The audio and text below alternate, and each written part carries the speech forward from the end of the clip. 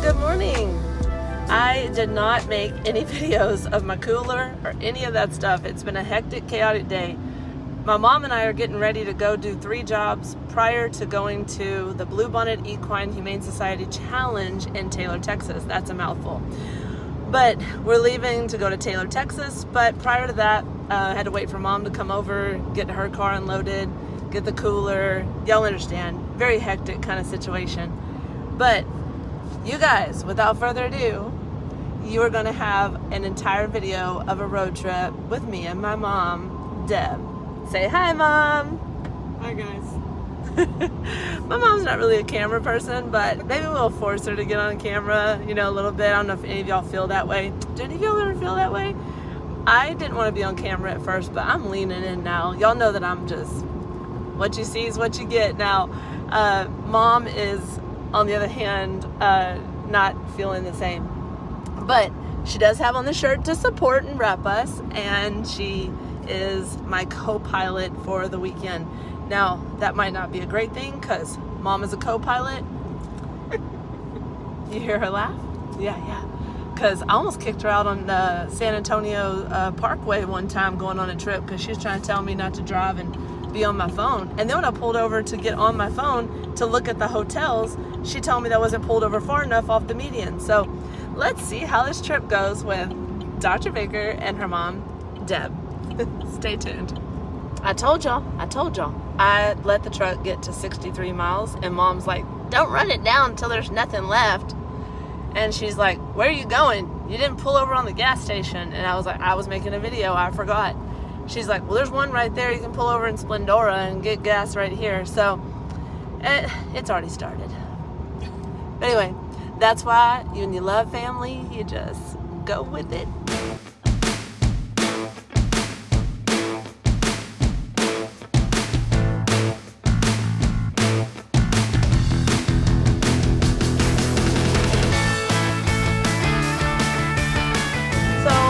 Mom and I were on our way, running a little late to the first client, and she wanted to just go ahead and reschedule. So we're on our way to the second job, which is cows in Tarkenton, Texas. We're almost there. Go ahead. Mama, meet the cow. I'm sorry. Does I smell like a dog? Touch your nose. Touch your nose. Let him smell you. Oh, he's snotted on you. Mama got snotted on. I'm sorry, I smell like cats and dogs. We're not showing your body because you're gonna win, okay? So that's bad luck to put you on video, but you're a good boy. You're a good boy and you're gonna win. You're a good boy. My mama knows how to speak cow. She's talking to him. He's like, what'd you say?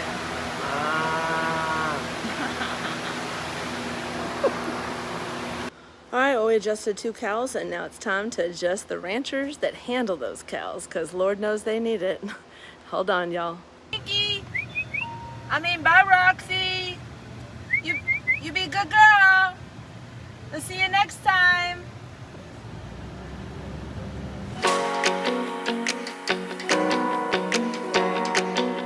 Had to pull over on the side of the road real quick because we saw something really cool I wanted to buy. Check this out. All right, guys, so check this out. Some pecans from San Antonio, some bee pollen, some honey from Livingston, Texas, right here in Livingston, Texas. And then some honey right here, he said is from Cleveland, Tarkenton, that still has the comb with it.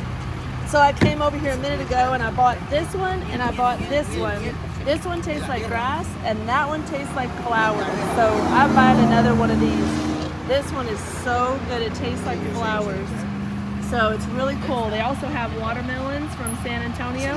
They're at the corner of 105 and 321 right here in Cleveland, Texas. So you guys want some great honey, come on down and get this one. This is my favorite.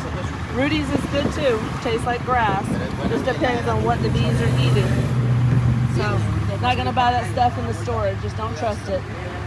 Well, that was cool. Bought some honey on the side of the road. Really excited to take that home and show Tim. I was telling Mom, we're about to pull out of Cleveland, Texas, and I was telling Mom that I have a place in town called Rys Western Wear that I like to buy my boots at. I bought 2 pairs of boots from this gentleman before, and he's not Randy. He bought the place from Randy, but his name's Eugene, and he's a Korean guy. So funny too. Everybody loves Eugene. You can't tell what's in the store because everything's so cluttered. So we're just gonna go in so I can show Mom the store. She can check it out. Randy's Western Wear boot and saddle repair. Here we go. I'm gonna show Mom the store. Come on, Mama. So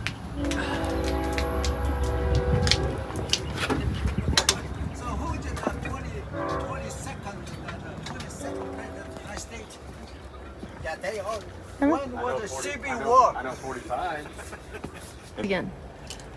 You need a boot just got a she got. You know? See? That style. See, Mom? She's Ostrich. saying. I don't wear boots that well. Ostrich boots, Mom. See? See? Tell her, Eugene. I try to tell her.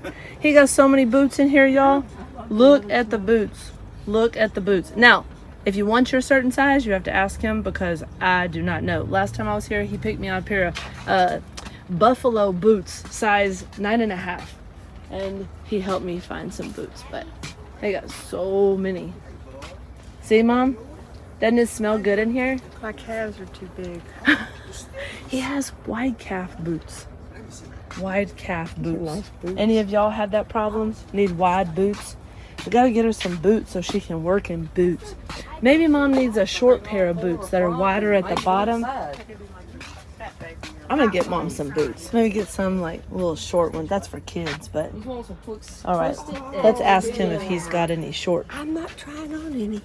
Now we're in the back room over on the side. This is like where he said my mom might find some boots. So we have shoes like this, but she wants lace ups. So let's see if we can find lace ups. That would be easier to wear. I just got 2. Then when she goes on jobs with me, she can just have something. Need ankle support, but you know, it's like Support of the feet. Oh, those are nice. They're not your size, but no. there's the ones like that he was talking about. Steel-toed lace ups, Yeah. but they're narrow. You have to find the W, right? The wide. I even considered a man's at one point. What about something like this? These lower ones that are like, But they're still not. Oh. You know, it needs support off. Look, like even like see these are steel toed. Even like these that have the leather. uh-huh. But see, these are steel toed. I don't steel need. toe. Don't need steel toe. All right, well, we'll find something. So they're being funny, and I'm looking for cologne for Tim. So I found this leather private reserve. It smells so good. They're talking about winning the lottery. What are y'all talking about? 1 million scratch off. $1 million on scratch off. Yeah. And $800 million on the lottery. And then Eugene's gonna retire. Yeah. But he won't. Nobody will let him retire because he's the only. Do you know that there's not many people like him. He repairs saddle. He repairs boot. I He know. makes boots. You know, one time he told me a story that a guy came in from Illinois. He told him, "You make me a boot size 28." He said, "It took me a whole slab of cowhide to make Not the one boot." 28. What was it? 32. 32. 32. Oh, that's even worse. See? And he said he took a whole side of cowhide to make it. Golly. Well, anyway, we're going to get out of here. I want to buy this That leather was for a size Tim. 32. Full E. Oh my God. He's a What? magician. What? Magician. Yeah, 40. What? Wow. It's crazy. Solid red boot. How long did it take you? That's I have to order whole hide. Pretty cut is covered up to 28, but he's a 32. Big cow. He's not big man. He's not big man at all. Wow. But he got big foot. What happened to his feet? Yeah, he's coming from Chicago, Illinois. Good old magicians. Okay. Which one are you gonna get? Well, I'm trying to see which one smells more like him because he liked it when I got it before. Not that one. That one's too sweet. We got to go with. Here, smell this one. That smells like him. Yes, it does. And then smell this one. That one smells more like him. Depends on what mood he's in. Maybe get it both. That one. Not that one. This one. That one. Okay, we're gonna get that one for Tim. So much stuff in here. Smells like leather. I love the smell of leather. I know. I know you do. This one. Yes, that one, sir. All right. Thank you. What else? That's it. I need more money, right? Right. Well, we're just down the road. We can come back. All right. Mom didn't find any boots, but Tim got a cologne. All right, you guys. I brought Mom to Waterburger. I'm feeding her because she's been working hard with me. She's been getting tools out of the truck. She's been helping out. And we're having a burger, some fries, and a drink. And then we'll hit the road to go to College Station, Texas. And you guys, Mom gets to see the stallion that I work on. So it's going to be really cool to see what she thinks about it. What drink are we getting here? I don't know. Well, stay tuned. She even still does my top and my straw. Look at Mom fixing my drink. Somebody's got to do it. Always a mama.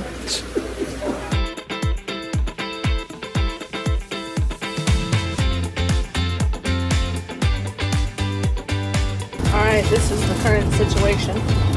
Burger, fries, ketchup Mom opened for me. Mom's got hers in the door. Having us a lunch on the road. Back to one of my favorite places, Sam Houston National Forest. We had to cut across here in order to get to College Station.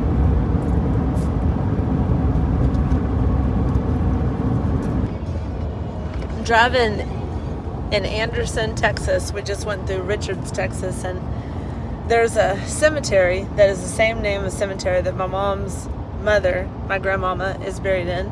And there's a church that is the same name of the church, Union Grove Baptist Church, that my dad's mom was brought up in, or was her primary church. And they were right there near each other. And then we started driving through Richards, Texas. Oh, it's just a little small town. You blink and you miss it. Turn And then right onto FM 25. going into Anderson, Texas, and I just learned something new about my mother. Well, I shouldn't say mother because I'm not mad at her. So my mama. I just learned that my mama drove a hay truck. Like a hay truck. 4 miles. And On State Highway 30. I knew she was raised in the country, but I did not know that she drove a hay truck. And then she tells me that's for her ex-husband, my dad. And she was driving, and there was a shift in the floor, stick shift. And then what? And then I didn't know how to use the clutch, so they would put it in gear for me. And I would just have to keep it slowly going so they could pick the bales up out of the field and throw them on the bed so somebody could stack it up on the bed. oh my God. And were they round bales or square bales? Oh no, these were the old square bales. Square bales. Yeah. And did they have like a thing, a system to like string them up? Like how they put the strings and everything in them? Oh, they'd already made the bales in the field. We just had to pick the bales up. So Yeah. somebody had to pick the bales up, put them on the flatbed. Somebody had to stack them so they didn't lean and the truck fall over. Wow. And how many people were there doing it, you think? 4 or 5, I guess. Wow. Teenagers. We were all teenagers. Wow. So, I think I get the country from my mom. Because my mom and dad were raised in the country in Kentucky, in a little town called Princeton, outside of Eddyville and Paducah. And they moved to Texas because my dad was a chemical engineer, graduated from University of Kentucky, and he was looking for work as a chemical engineer, and he found a job in Texas City, Texas. So they moved from Kentucky to come to Texas, and my mom got a horse. And I was a little girl. My mom was riding her horse, Susie, and I rode Susie when I was 2.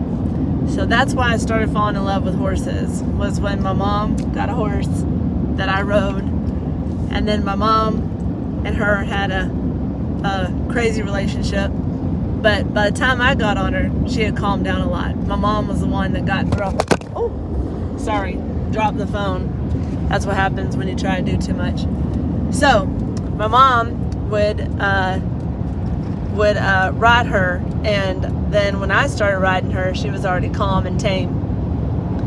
So that's how I got that start. But when you take road trips with your mom, you start learning that there's other things about your mom that you didn't know. So let it be known, my mom knows how to drive a hay truck. shift gears now. and shift gears and throw hay bales. I didn't know that. Well, I'm going to do a Q&A with my mom on this road trip so I can figure out what else I don't know about my mom. Oh no. She says, oh no. Oh no. Oh no. We'll learn something. Well, anyway, I'm going to keep driving through the country. We're almost to College Station, Texas. I think we figured out the holder. I think we figured it out. Well, we're in a little town called Roans Prairie, Texas now, and it's where people wave you forward so that you can go at the stop sign. So I just had a guy wave me forward, and then I wave thanks, the Texas friendly wave. And we're coming up to a town called Carlos, Texas, and it's quite high. It's like 1,117 feet above sea level, so it really doesn't flood up here. It has a huge lake, huge lake. When I first came up here, there was 1,117 feet. Really? Yes, You sure? yes, 100%.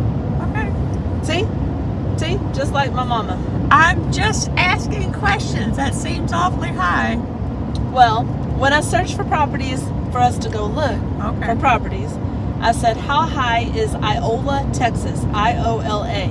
Okay. Iola is next door to Carlos, and Iola is 1,117 feet above sea level. When you get to New Waverly, Texas, you're at 448 feet above sea level. Oh, okay. So since we've been climbing for an hour, since we were at 448 feet, that's how we got to 1,117 feet. Now, Is that why my ears are popping? that's why your ears are popping.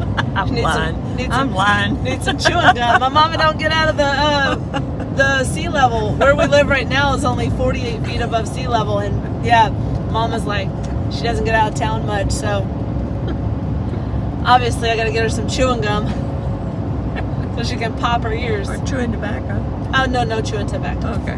Oh, did you ever do chewing tobacco? Here's another question. I tried it. You tried it? Yeah. It was sickening. I tried it. It was horrible. Yeah. It was nasty. I got dared to do it by this guy named Ryan, and I put it inside my lip, and I swear to God, I thought my lip was Oh going to no, burn that's off. not chewing tobacco. That would be snuff. Or Oh. dip. Oh, okay. I'm talking about chewing tobacco where you have to cut it off. It would come in a square and you could cut it off and stick a piece in your mouth. What? Yes. What is this? Or it used to come in a big twist and you'd have to cut it off. All the old guys would sit there by the courthouse and cut them a piece off. Seriously? Yeah. Was it dried already? Well, yeah, it's dried. It's cured. So it's like a cured piece of compressed tobacco.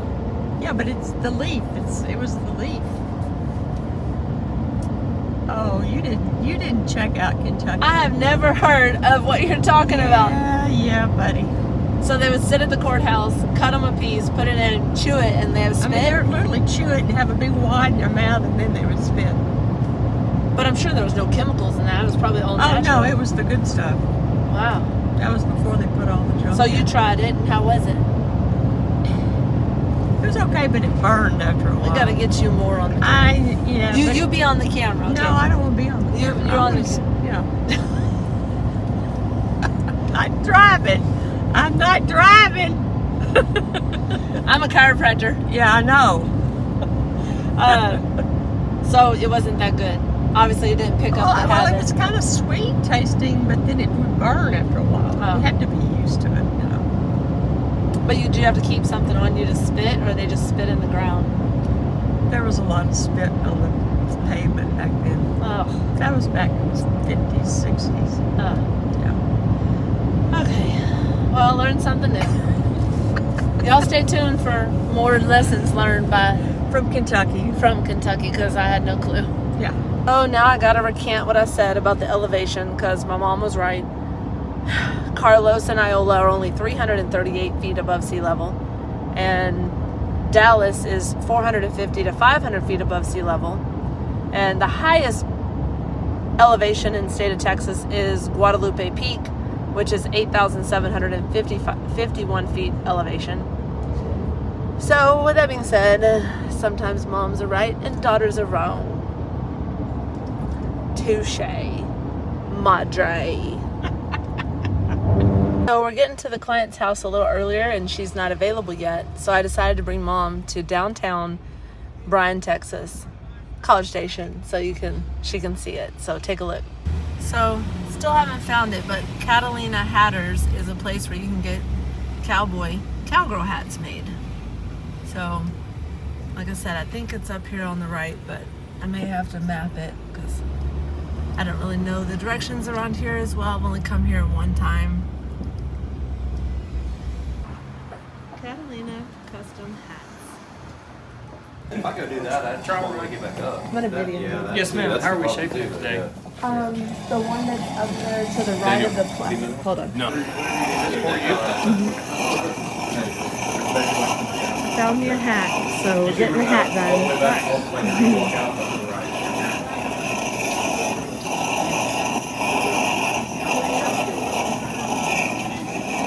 I have a YouTube channel, so I wanted You to, do? Oh, yeah. cool. So I videoed y'all's front entrance and coming here, and Nice. my mom's on the trip with me, so we're just making a whole YouTube out of it. Cool. Yeah, he said don't mess up on YouTube.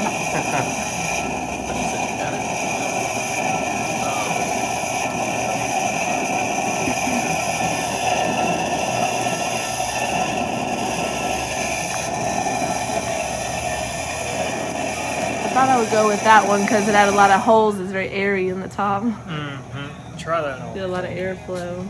Mom, will you hold the camera? Thank you. How's that feel? Feel Perfect. good? Not too big? tight. Mm-mm. Okay. Not Perfect. too big. Sweet. Perfect.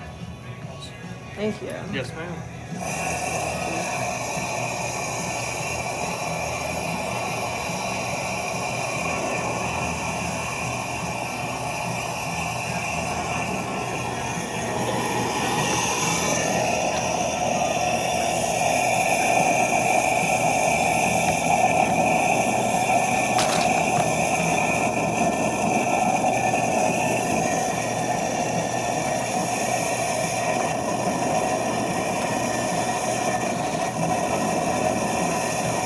Where y'all from?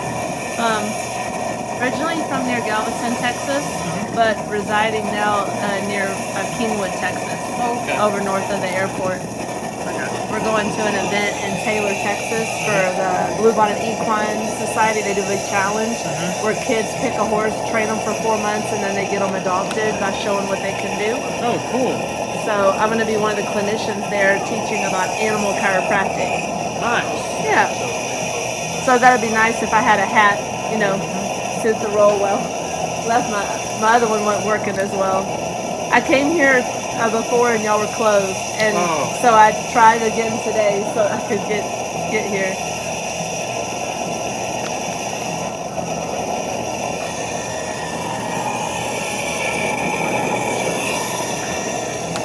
Isn't that neat, y'all? Look at him.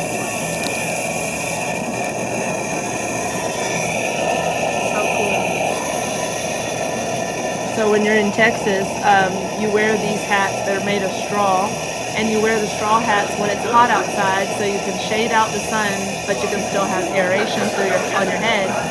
And then when the winter comes, you'll get a felt hat, and they have felt hats. I'll zoom in over there so y'all can see some of their felt hats. So they're made of felt, and that keeps your head warm in the winter. But in the summertime, when it's nice and 110 degrees, or it's October and 92 degrees outside, you get you a straw hat made. We wouldn't normally be doing this in October, but once it gets cold, you put it in a hat box and you can store it until next year. Thinking about that wide? A little bit narrower. A little bit more. Right. No, go back. Yeah, right there. Perfect.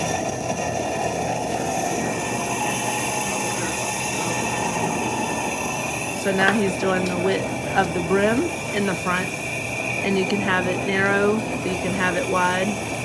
So I'm choosing wide because I think it makes your face look skinnier. Just saying. Everybody chooses a different shape. They have different shapes of hats. And he molds them with his hand here. Once he steams them, gets it hot enough, and it can bend.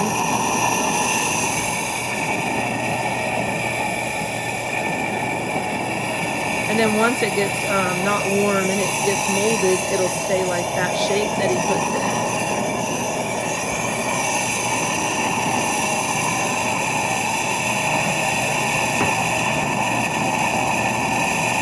All right, well, stay tuned for the finished product in just a moment.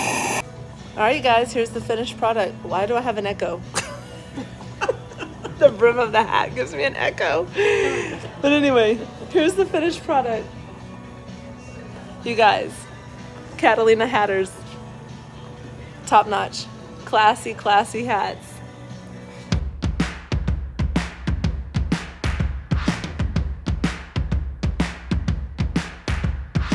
We're here at the job, and I asked her if she wanted me to get out and open the gate, and she said, no, I'll practice getting out and open the gate. It's good for my legs, because, you know, I want to make sure they stay strong.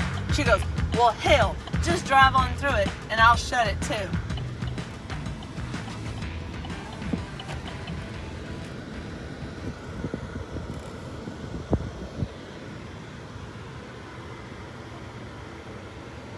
What's she doing? Where's she at? Shutting it? She's shutting it. Well, I think I pulled a little far forward. She's gonna have to walk a ways. Oh, thanks for doing that, Mama. Oh, in and out, grab the oh shit handle. I told everybody you were practicing getting in and out of a big truck. Yeah. Yeah. Sorry, a big truck. Big truck. Sorry. All right, we're here. 2 horses and then on to Taylor, Texas. Look, y'all, it's Tiger Lily. Tiger Lily. She's shy.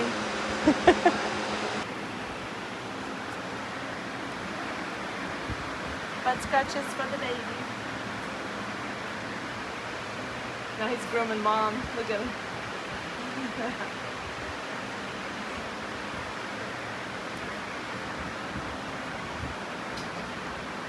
He's grooming her. Look.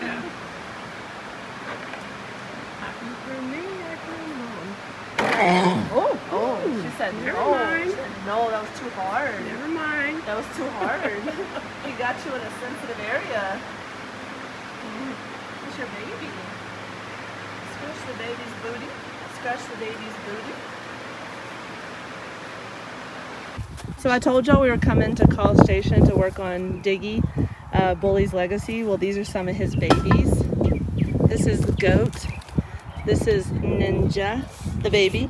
And what's the paint's name again? Mona. Mona Lisa. Mona Lisa. That's Mona. Her mama's Diamond and her daddy's Bully's Legacy, or Diggy. And then This is Maverick. Maverick. His older brother is Goose. That's- Or, I'm sorry, Goose. Maverick is the older one. This is Goose. This is Goose. We've got Maverick and Goose. Oh, 5 babies. 5. 5 babies, all hanging out together. Y'all are so cute. Hi. See the camera? Boop. Hi, so cute baby. The goose. Always hard to get pictures of because they want to have their face in the camera. Yeah. The goose. The goose. Hi. Hi, goose. You're so pretty. And then Lorraine is in the pen there. Oh, yeah, Lorraine. That's the one that's in the pen that, yeah. Here's Lorraine. Hey, Lorraine. Hi, baby. Mama. Whoop. And what's Mama's name? Luna. Luna. That's right. Luna and Lorraine. That's right. Luna is the one we saw in the other video when we were here. Yeah. And she came out with the baby. And we said she's half Hanoverian. She's, I don't remember what. It's warm blood and Frisian. Yeah, warm blood and Frisian. That's right. Y'all might have saw her last time we were here. So, Luna and Lorraine, they just got back from getting their checkups at the vet. So I was helping Jennifer walk them down here to the farther pasture. And we're gonna go back up there and we're gonna do 2 adjustments with them today after we fill up their water on this nice 92-degree day in October. He's going to talk to the ladies on his way. Yeah. So Diggy is, like, y'all seen Diggy before, but Diggy is a stallion. And Diggy does so many things. He does eventing. Oh yes, he does eventing. We've shown Diggy before. So Diggy does a lot of things. So this is like a spa day and help Diggy be his best and all he can be. So with all this muscle, we find a lot of misalignments when they do a lot of work. And he went and competed in Kentucky, and I haven't seen him since he competed in Kentucky. But my suspicion is that he has multiple misalignments from all the things that him and his mom do. So we'll get started on Diggy. Okay, so you get in there and you kind of right away you get your body and you stay away from him, like you're trying to stay off of him. So that kind of is an unsuredness to him. Okay. So then he's like, I'm not sure what you're doing. I don't even know if you're sure what you're doing, so you can't have it. So if you come in there confidently, you stay right up against him, so he feels you, and you put your shoulder against him and you give him a little support with it, pick it up. And then the first thing we do is we stretch his leg forward because it's one of his favorite stretches. So you take his back leg and you bring it forward, and you're like, hey, we're going to do something nice that you like with this back leg. And he'll release it to you because he knows that's the stretch he likes. I see. And now you can do something together that kind of builds a little bit of a trust. A trust with each other. And then you can come in, confidently go down, pick up his back leg, pick it up, and then start doing the thing.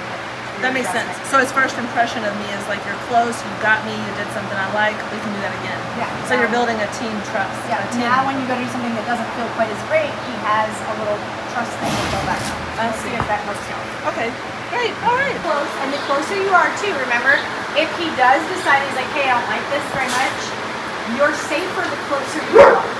So when you start trying to get further out, and this is with any horse, you're always safer when you're closer.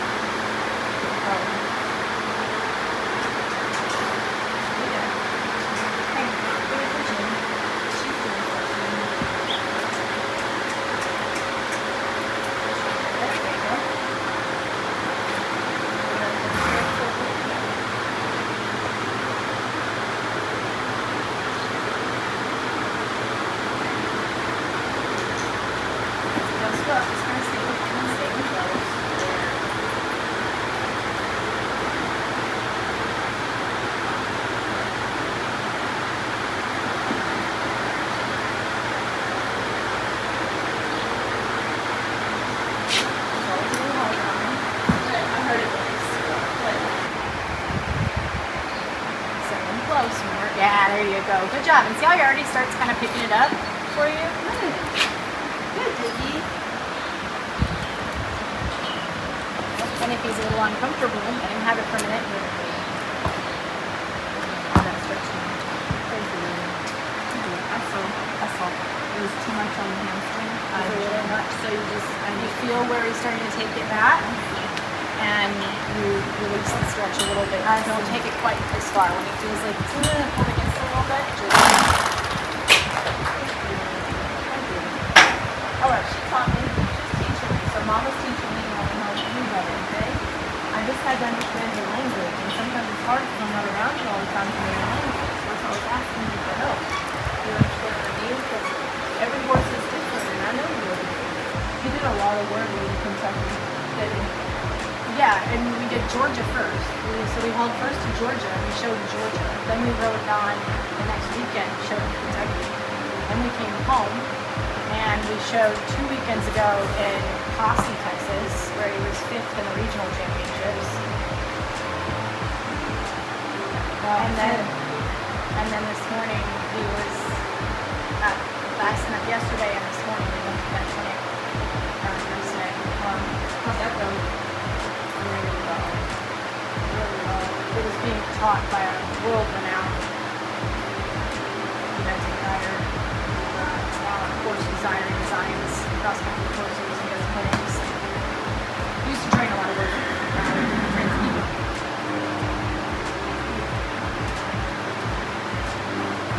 Good, Diggy, I'm gonna push you. I'm gonna push you a little bit until you feel like you're done. I'm gonna push you over.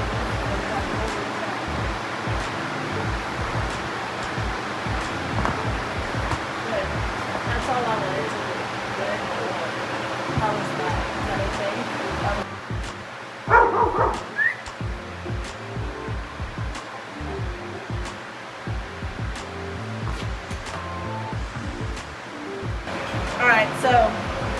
will do whatever you want, right? He had vertebra 3, 5, 6, left shoulder, 3 left ribs, right front knee, back right fedlock, back right stifle, left anterior pelvis, and he went and did a clinic this morning and worked perfectly. It was the best student at the whole clinic. So horses need to be checked by chiropractors because they don't complain. They gotta get checked because this dude will not tell you nothing. He will just do the jump. He will do the diggy. He will do the diggy and do the jumps, and then he will just be a good horse. So horses will not complain. Some of them. Jen was just saying, she's always teaching me things because she's an amazing horsewoman. She was saying that horses can show us that they don't like something or something hurts, but when they show us, they can never be dangerous to us. They are 1,200 pound animals, you know, horses, and we have to have control, right, of them. So when you work with animals, especially like she has a stallion, it doesn't matter, but the animal always needs to know it's okay to be able to release pain and show pain, but they cannot be dangerous to us. So thanks for teaching me that too.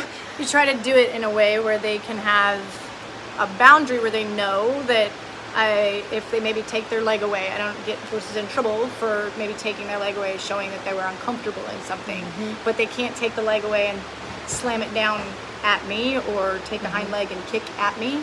That then they can get a reprimand for that. But if they know that they're allowed to show that they didn't like something by pulling away or stepping away or fidgeting a little bit and showing me a body language that they're uncomfortable and they don't get in trouble for that, then they have more of a tendency to be more calm and relaxed and trusting that they can explain something to me, and then they don't feel like they have to yell at me by kicking at me.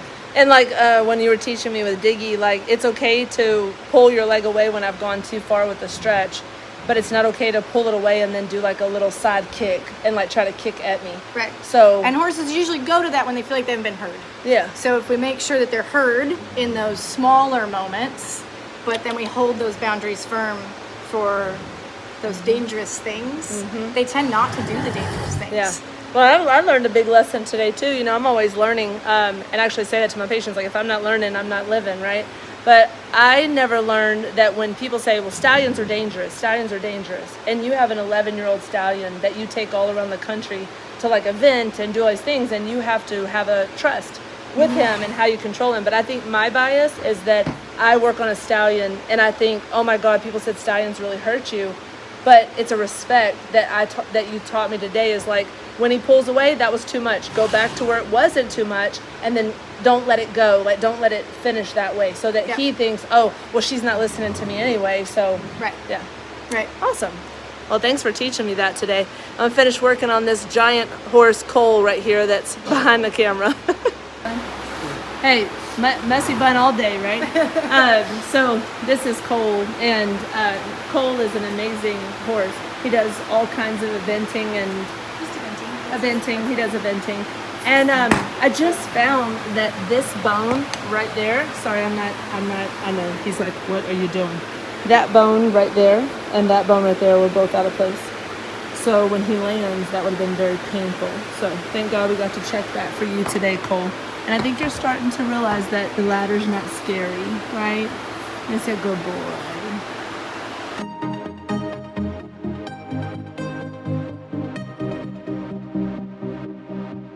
Well, that was awesome working with Jennifer and those two horses. Didn't you think so, Mom? Yep. Yeah. Very nice. Very nice. Very informative. She's so informative. She's worked for veterinarians and has just a ton of knowledge about horses and competing. Well, the sun is going down and we are an hour and 10 minutes away from Taylor, Texas. And we're gonna check into the hotel and find somewhere to eat, maybe some Mexican food. Mom and I really love Mexican food.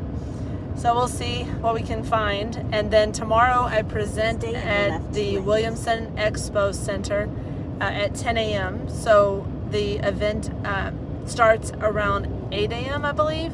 And we'll go look at all the horses and hang out. Mom's signed up to volunteer between 12 and 4 tomorrow.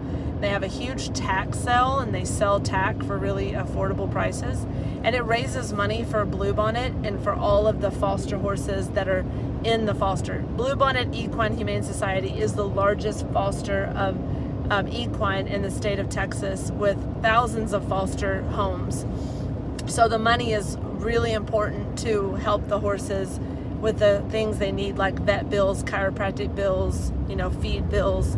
So we are really honored. I'm honored to be speaking here, and we're honored to be able to go together. And this is actually our second year going to this event together. Yep. Mom had so much fun the last time, but let me tell you what she did learn. Don't ever sign up for 2 whole days of volunteering, because you'll be so sore you can't walk. Yeah. Right, Mom? Oh, yeah. Yeah. So we're signed up just for some volunteering, and then the presentation about animal chiropractic.